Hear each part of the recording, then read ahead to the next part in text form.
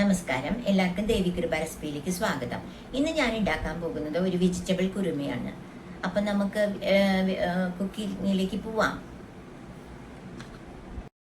അപ്പൊ ഇന്ന് ഞാൻ ഉണ്ടാക്കാൻ പോകുന്നത് ഒരു കുറുമയാണ്. അപ്പൊ കുറുമയ്ക്കുള്ള ഞാൻ ഉണ്ടാക്കുമ്പോൾ തന്നെ എല്ലാം കാണിച്ചു തരാം കേട്ടോ. ഞാനൊരു കടായി വെച്ചിട്ടുണ്ട്.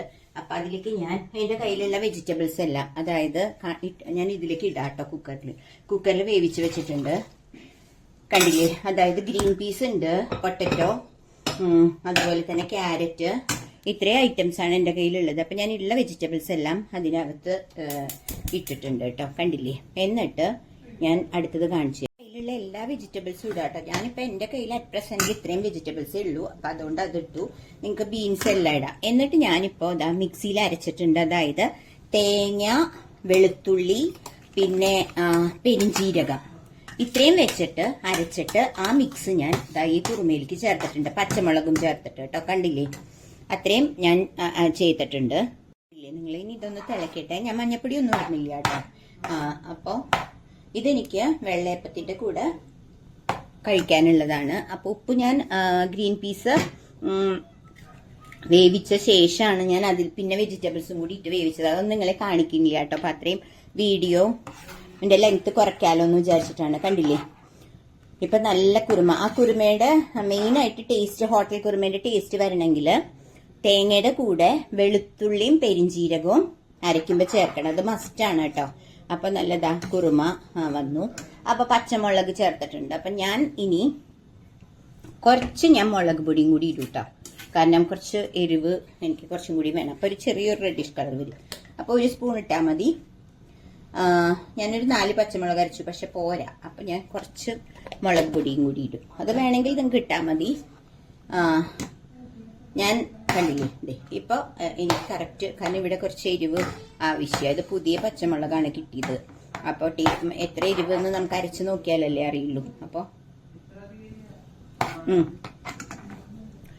അത് തിളക്കട്ടെ. പിന്നെ ഞാൻ ചെയ്യണത് എന്താന്ന് വെച്ചാ, ഇത് തിളച്ചു കഴിഞ്ഞാൽ നമ്മുടെ കുറുമയായി കേട്ടോ, കണ്ടില്ലേ? നല്ല കുറുമ. പിന്നെ ഞാൻ വേണമെങ്കിൽ നമുക്കിതില് കടുക് വറുത്തിടാം, പക്ഷെ ഞാൻ ഇടാറുണ്ട് കേട്ടോ. ഹോട്ടലിലൊന്നും എനിക്ക് തോന്നുന്നു കടുക് വറുത്തിടില്ലാന്ന്, പക്ഷെ ഞാൻ ഇടാറുണ്ട്. ഇതിലിപ്പോ ഞാൻ സവാളയും കൂടി ഇട്ടിട്ടുണ്ട് കേട്ടോ. ഓൾറെഡി ഞാൻ കുക്കറിൽ ഇട്ട് തന്നെ വേവിച്ചു സവാള. അപ്പൊ വേറെ വേവിക്കണ്ടല്ലോ. അപ്പൊ അത്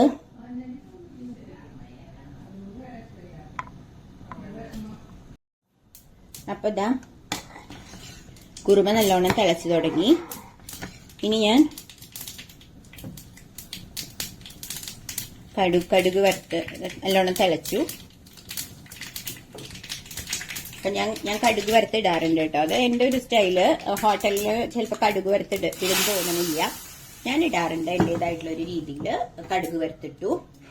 അതിനുശേഷം ഞാൻ കുറച്ച് മല്ലിയിലയും കൂടി ഇടാറുണ്ട്. ഞാൻ കുറച്ച് ചോപ്പ് ചെയ്ത് വെച്ച മല്ലിയില, അത് ഇവിടെ ഇഷ്ടമായതുകൊണ്ടാണ്. അത് വേണമെന്നില്ല കേട്ടോ, അത് നിങ്ങളുടെ ഇഷ്ടം. മല്ലിയിലയും കൂടി ഇട്ടിട്ടുണ്ട്.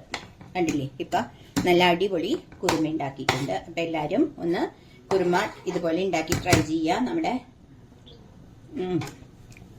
എല്ലാം നല്ല പ്രപ്പോർഷൻ ആയിട്ടുണ്ട്. മുളക്, ഉപ്പ് എല്ലാം ഉണ്ട്. ഇനി വെള്ളയപ്പത്തിന്റെ കൂടെയാണ് ഞാൻ കഴിക്കുന്നത് കേട്ടോ. അപ്പോൾ ഇന്നത്തെ ബ്രേക്ക്ഫാസ്റ്റ് ആണ്. അപ്പൊ ഞാൻ നിങ്ങളെ ഒന്ന് കാണിച്ചു എന്നേ ഉള്ളൂ. അപ്പൊ എല്ലാവർക്കും ഇഷ്ടപ്പെട്ടെങ്കിൽ ഷെയർ ചെയ്ത്, ലൈക്ക് ചെയ്ത്, സബ്സ്ക്രൈബ് ചെയ്യണേ. കമന്റ്സും എഴുതണം കേട്ടോ. Okay, thank you. അപ്പൊ അടുത്തൊരു വീഡിയോ ആയി വരുന്നവരെ ബൈ.